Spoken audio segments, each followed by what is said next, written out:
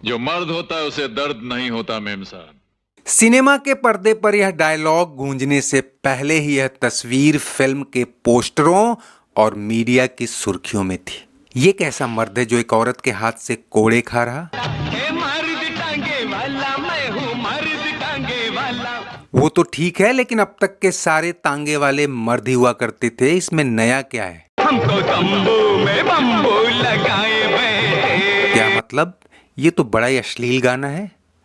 ऐसी ही कई बातें चल रही थी, और ये बातें इसलिए भी चल रही थी कि 4 महीने पहले आई राज कपूर निर्देशित all time blockbuster film Ram तेरी गंगा मैली अब भी सिनेमा के पर्दे पर धूम मचा रही थी, और महानगरों के कई बड़े सिनेमाघर मर्द के लिए यह कल्ट फिल्म उतारने को तैयार नहीं थे। उस पर से क्रिटिकल क्लैश भी था कि जहां राम तेरी गंगा मैली सामाजिक ताने बाने में पीड़ित एक औरत पर केंद्रित थी, या कह लें कि वुमन सेंट्रिक फिल्म थी, ऐसे में मर्द का दम भरती यह फिल्म न जाने क्यों और कहां से आ टपकी। लेकिन इस मर्द के मुरीद भी कम न थे। पिछले 10 साल से उसकी हर फिल्म रिलीज होने से पहले ही मुंहमांगी कीमत पर बिक रही थी। हर साल कम से कम 1 या 2 फिल्में ब्लॉकबस्टर होती आ रही थी। दिवाली के ऐन पहले आई इस फिल्म को अमिताभ बच्चन की आखिरी फिल्म कहा गया था, क्योंकि 1 साल पहले ही वो फिल्मी दुनिया को छोड़ सियासत का दामन थाम चुके थे। और ये दुनिया का दस्तूर है दोस्तों कि रुखसत होते आदमी को देखने की बेताबी और बढ़ जाती। हुआ भी ऐसा ही। टिकट खिड़की पर भीड़ थी, लेकिन क्रिटिक्स की कलम अब भी इस फिल्म को डाउन प्ले करने में लगी थी, और कईयों ने तो यहां तक कह डाला कि जब सितंबर में आई गिरफ्तार जैसी हिट फिल्म भी राम तेरी गंगा मैली के आगे नहीं टिक सकी, तो ये तांगे वाला मर्द उसे क्या टक्कर देगा। खासकर तब जब अमिताभ की ये सोलो फिल्म थी। अब तक अमिताभ के साथ 6 सुपरहिट फिल्में दे चुके मनमोहन देसाई ने पहली बार उन्हें अकेले लीड रोल में लिया था। चूंकि 1 साल पहले ही देसाई के कट्टर प्रतिद्वंदी प्रकाश मेहरा भी अमिताभ को सोलो में रखते हुए शराबी जैसी हिट फिल्म दे चुके थे, ऐसे में देसाई क्यों पीछे रहते। और जिन लोगों ने मनमोहन देसाई और अमिताभ की जोड़ी वाली पिछली फिल्में देखी थी, उन्हें तो पूरा भरोसा था कि यह करामाती जोड़ी जरूर कुछ नया करने वाली है। जिन्होंने धर्मवीर में ऐसे सीन देखे थे, उन्हें पता था कि देसाई के ऐसे शॉट मेल और फीमेल दोनों तरह के ऑडियंस में किस तरह की भावनाएं स्टिमुलेट करते। देसाई को मसाला फिल्मों का जादूगर कहा जाता है, और इस फिल्म में उन्होंने जितने मसालों का तड़का लगाया था वो जितना नया था उतना ही जोखिम भरा। एक तो इतना मैस्कुलिन टाइटल, ऊपर से कहानी भी अंग्रेजों के जमाने वाली। एक चुनौती यह भी पेश आई कि जिस अमिताभ के साथ छोटे छोटे रोल के लिए भी हीरोइनें तरसती थीं, पहली बार उन्हें स्क्रिप्ट की मर्दानगी के आगे अपना किरदार नदारद नजर आया, और कम से कम 6 हीरोइनों ने इस रोल को ठुकरा दिया। देसाई की पहली पसंद कुली फेम रति अग्निहोत्री ने कुछ सीन्स को लेकर नानुकुर की, तो यह ऑफर डिम्पल कपाड़िया के पास गया। डिम्पल अमिताभ के साथ काम करने को बेताब थी, लेकिन कहानी देख अचानक अपना भाव बढ़ाना शुरू किया, तो देसाई ने उन्हें भी खारिज कर दिया। सलमा आगा को बिकनी से परहेज था। जीनत अमान और परवीन बॉबी को अपने बीते स्टारडम के मुकाबले यह रोल कमतर नजर आया। कहते हैं देसाई ने रेखा को भी कास्ट करने की कोशिश की, लेकिन उनकी और अमिताभ की जोड़ी 4 साल पहले ही टूट गई थी, जो फिर कभी न जुड़ सकी। आखिरकार मर्द की हीरोइन का रोल 1 साल पहले सनी देओल के साथ बेताब फिल्म से डेब्यू करने वाली अमृता सिंह के हाथ लगा, और तब उन्हें भी नहीं पता था कि इस मर्द के साथ उनकी जोड़ी कितनों को दर्द देने वाली है।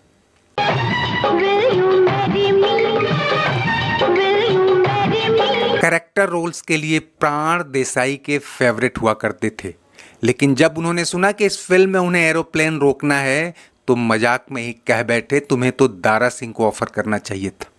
और दोस्तों, वहीं इस दमदार रोल के लिए देसाई ने दारा सिंह को कास्ट करने का फैसला कर लिया। देसाई अपनी फिल्मों में नए प्रयोग के लिए मशहूर थे। कहानी काल्पनिक और पीरियोडिक थी। कई हॉलीवुड एक्टर्स को भी ब्रेक दिया गया था। जानवरों से करामात कराने के लिए तो वो जाने ही जाते थे, लेकिन पहली बार इस फिल्म में उन्होंने एक ट्रेंड कुत्ते को 50,000 रुपये में कास्ट किया, जो बड़े बड़े एक्टर्स की फीस हुआ करती थी। उन्होंने बादल और मोती को फिल्म के 2 साइड हीरो कहा था। देसाई ने फिल्म में इतने प्रयोग कर डाले कि उनके करीबियों ने तो यहां तक कहना शुरू कर दिया कि अमिताभ बच्चन को डिजास्टर फेयरवेल देने जा रहे हो क्या। लेकिन देसाई को अमिताभ पर भरोसा था और अमिताभ जो अब फिल्मी करियर को ही साइड रोल में रखकर चल रहे थे, उन्हें देसाई पर भरोसा था। और दोस्तों, यह भरोसा तो नहीं टूटा, लेकिन इसने उस दौर के कई बड़े बड़े फिल्मी पंडितों का गुरूर तोड़ दिया।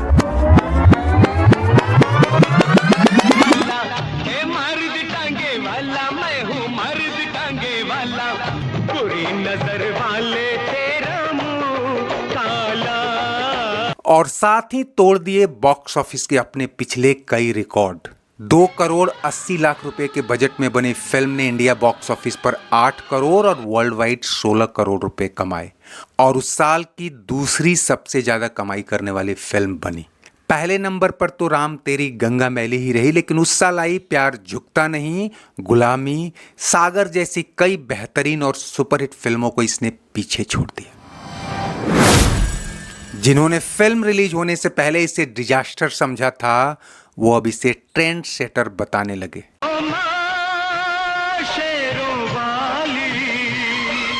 वो साल बेहतरीन सुपरहिट गानों का भी साल था, लेकिन मर्द के गानों से शायद ही किसी ने कोई उम्मीद की होगी। गानों के बोल अनाप शनाप लग रहे थे।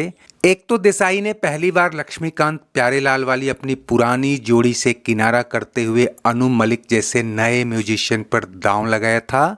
उस पर से किशोर कुमार और अमिताभ की कट्टी के बीच अमिताभ पर शब्बीर कुमार और मोहम्मद अजीज को आजमाया गया।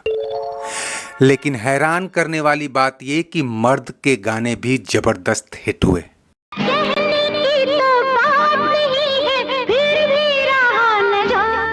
इस फिल्म की सक्सेस इतनी दमदार थी कि साउथ के सुपरस्टार रजनीकांत को लेकर इसकी तमिल रीमेक आई मावीरन।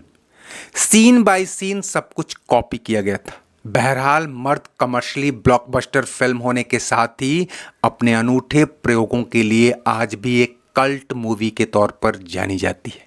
और चलते चलते ये भी बताते चलें कि इसी हफ्ते अमेरिका में जिस हेलेना ल्यूक का निधन हुआ है और जो मिथुन चक्रवर्ती की पहली पत्नी भी थी, वो मर्द फिल्म में अपने इस रोल के लिए चर्चा में आई थी। फिलहाल उम्मीद करते हैं कि आपको ये फिल्म और हमारा ये वीडियो पसंद आया होगा। इसे लाइक, शेयर और सब्सक्राइब कर हमारा उत्साह बढ़ाते चलें और कमेंट बॉक्स में अपनी राय जरूर दें। शुक्रिया, नमस्ते, आभार।